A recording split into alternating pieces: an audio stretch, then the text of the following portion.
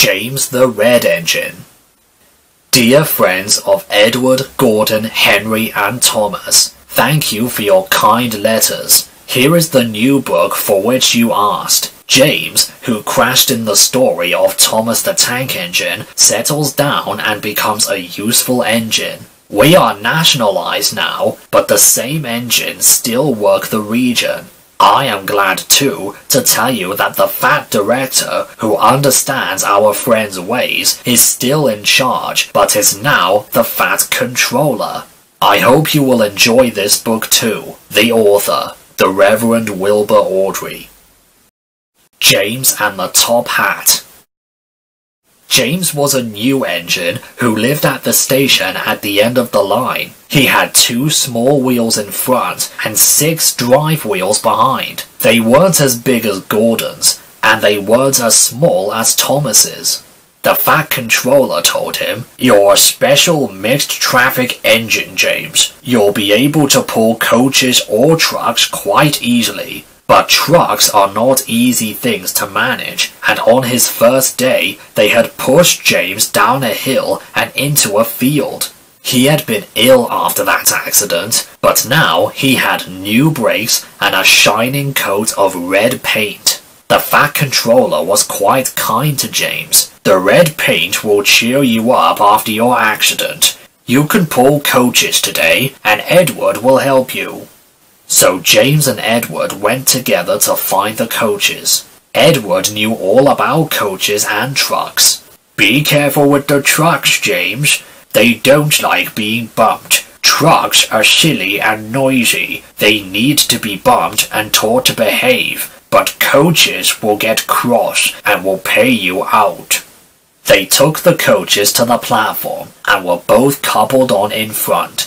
The fat controller, the station master, and some little boys all came to admire James's shining rods and red paint. James was so pleased. "I'm a really splendid engine.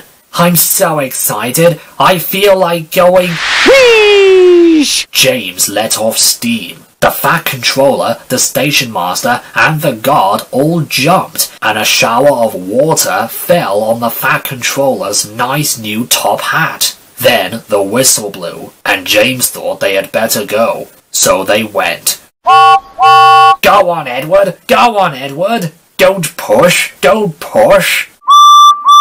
Edward didn't like starting quickly, neither did the coaches. "Don't go so fast! Don't go so fast!" But James didn't listen. He just wanted to run away before the fat controller could call him back. He didn't even want to stop at the first station, and Edward had to say, "James! James! Stop at once!" Even so, 2 coaches in front were beyond the platform before they had stopped, and they had to go back to let the passengers out. Lots of people came to look at James, but as no one seemed to know about the fat controller's top hat, James felt happier. Presently, they came to the junction, where Thomas was waiting with his 2 coaches. Thomas was pleased to see James. "Hello, James. Feeling better?" "Yes, thank you." "That's right." "Oh, that's my guard's whistle. I must be off. Sorry I can't stop. I don't know what the fat controller would do without me to run this branch line." "Ta-ra!" And off he puffed with his 2 coaches into a tunnel. Edward and James pulled away from the junction. They passed the field where James had his accident. The fence was mended and the cows were back again. James whistled at them, but they paid no attention.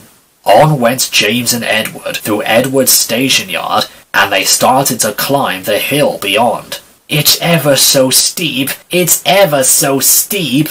"I've done this before, I've done this before." "It's steep, but we'll do it. It's steep, but we'll do it." And the 2 engines puffed together as they pulled the train up the long hill. They both rested at the next station, and Edward told James the story of how Gordon was stuck on the hill and he had to push him up. James laughed so much he got hiccups. He made so much noise, he frightened an old lady in a black bonnet, and she dropped all her parcels. 3 porters, the station master, and the guard had to run after her picking them up. James got quieter in the shed that night. He had enjoyed his day, but he was a little afraid of what the Fat Controller would say about his top hat. James and the bootlace. The next morning, the Fat Controller spoke severely to James. "If you can't behave, I shall take away your red coat and have you painted blue, so there." James didn't like that at all, and he was very rough with the coaches as he brought them to the platform. Come along, and the coaches grumbled, "All in good time, all in good time. Now stop grumbling and come on." And James snorted into the station with the coaches grumbling after him. James was cross that morning. Gordon never fetches his own coaches, and he's only painted blue, where a splendid red engine like me should never have to fetch his own coaches. And he puffed and snorted round to the front of the train and backed into it with a rude bump. "Oh, oh, oh, oh, oh, oh," went the coaches. "That was too bad." And no one came near James. He felt very lonely. I'll show them. They think Gordon is the only engine who can pull coaches." Then the guard blew his whistle, and James started off with a tremendous jerk. Come on! And off he went, with the coaches squeaking and groaning. They clattered over the points and out onto the main line. "Hurry, hurry, hurry!" The coaches didn't like it. "You're going too fast! You're going too fast!" And indeed, the coaches were going so fast that they swayed from side to side. James laughed and tried to go faster, but the coaches wouldn't let him. "We're going to stop! We're going to stop!" And they stopped. James was very worried. He said to his driver, "What's the matter?" "What's the matter? You might as well ask. The brakes are hard on. You've banged the coaches enough to make a leak in anything." The guard and the driver got down and looked at the brake pipes all along the train. At last they found a hole where the rough treatment had made a joint work loose. The guard said, "Well, how shall we mend it?" James's driver thought for a moment. "We'll do it with some newspapers and a leather bootlace." "Where's the bootlace coming from? We haven't got one. We'll ask the passengers." So the guard made everyone get out. "Has anyone got a leather bootlace, please?" But they all said no, except for one man in a bowler hat named Jeremiah Jobling, who tried to hide his feet. The guard said, "You have a leather bootlace there, I see, sir. Please give it to me." And Jeremiah Jobling said, "No, I won't." "Well, then I'm afraid, sir, I'm very much afraid that this train will have to stop where it is, and it will be all your fault." Then the passengers told Jeremiah Jobling what a mean man he was. And at last he gave them his laces. The driver tied a pat of newspapers tightly around the hole, and James was able to pull the train very gently. But he was a sadder and wiser James, and he took care never to bump coaches again. Troublesome trucks. James didn't see the Fat Controller for several days. He had left James alone in the shed. He was very unhappy. "Oh dear, I won't be ever allowed out anymore. I shall have to stay in this shed for always, and no one will ever see my red coat again." And James began to cry. Just then, the Fat Controller came along. "I see that you're sorry, James. Well, I hope now that you will be a much better engine. You've given me a lot of trouble. People have been laughing about my railway, and I don't like that at all." "I'm very sorry, sir." "Well, that's a good engine. Well done." Now then, I want you to pull some trucks for me, so run along and find them." "Very good, sir." And James puffed away happily. Very soon he met a little tank engine. "Hello, James. Here are your trucks. Have you got some bootlaces ready?" James took no notice and backed down onto the trucks. "Oh, no, ow, ow, ow, ow, ow. We want a proper engine, not a red monster." But James backed onto them and started as soon as the guard was ready. At last they saw Gordon's hill ahead. James's driver said, "Now look out for trouble, James. We'll go fast and get them up there before they know it. Don't let them stop you."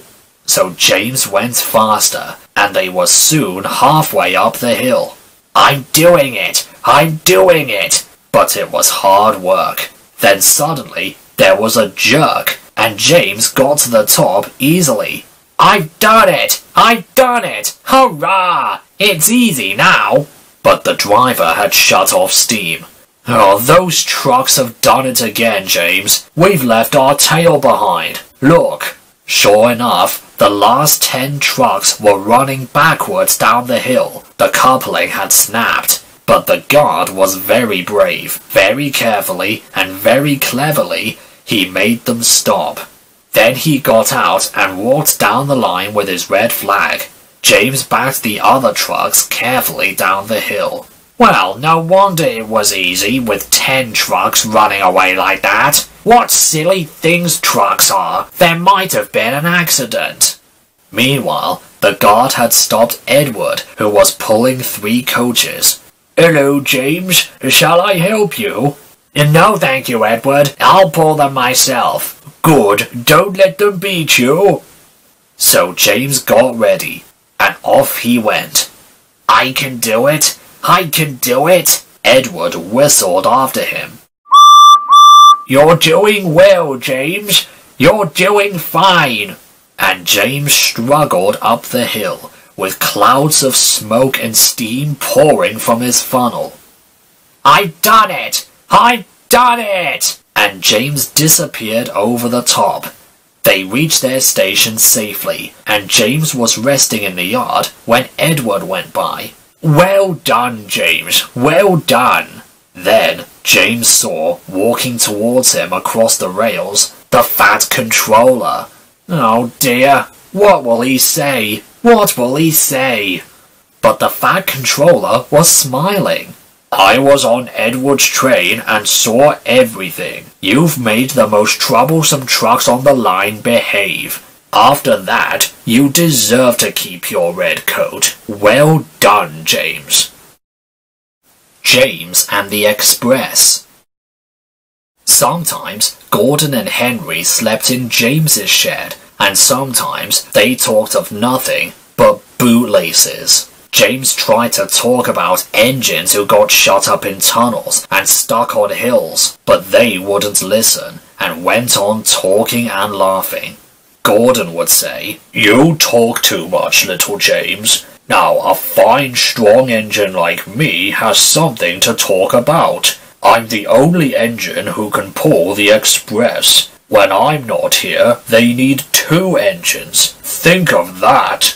I've pulled Expresses for years and years, and never once lost my way. I seem to know the right line by instinct." Now every wise engine knows, of course, that it's the signalman who works the points to make the big engines work on the right lines. But Gordon was so proud that he had forgotten. One morning he said, "Wake up, James. It's nearly time for the Express. What are you doing? Odd jobs? Ah, well, we all have to begin somewhere, don't we? Run along now and get my coaches ready. And don't be late now."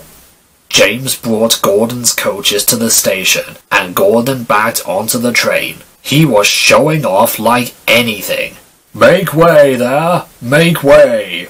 The fat controller was on the train with other important people.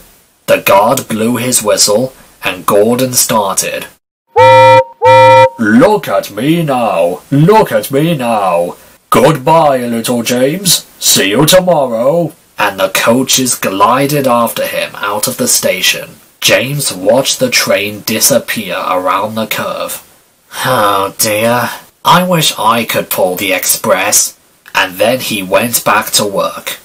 He brought some more coaches to the platform and was just being uncoupled when he heard a very mournful, quiet,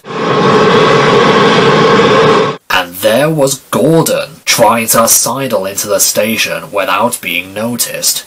Hello, Gordon. Is it tomorrow already? Gordon didn't answer. He just let off steam, feebly. Did you lose your way, Gordon? No, I didn't. It was lost for me. I was switched off the main line and onto the loop, and I had to go all the way round and back again. Perhaps it's instinct. Meanwhile, all the passengers hurried to the booking office. Look here, we want our money back!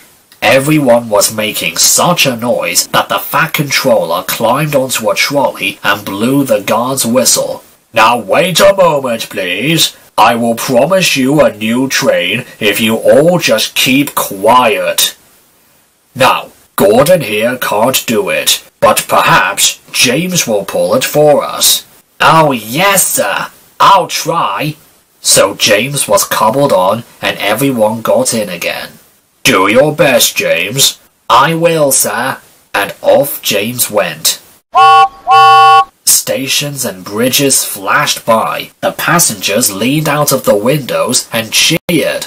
And soon they reached the terminus. Everyone said thank you to James, and the Fat Controller said, Well done, James. Would you like to pull the express sometimes? Oh, yes, please. The next day, when James came by, Gordon was pushing trucks in the yard. Oh, hello, James. I like a bit of quiet work for a change. I'm teaching these trucks manners. You did well with those coaches, I hear. Good. We'll show them. And he gave his trucks a bump, and they went, Oh, oh, ow, oh, ow, oh, oh. James and Gordon are now good friends. James sometimes takes the express to give Gordon a rest. Gordon never talks about bootlaces, and James never talks about getting stuck on hills. But they both often talk about trucks and what fun it is making them go, Ow, ow, oh, ow, oh, ow, oh, oh.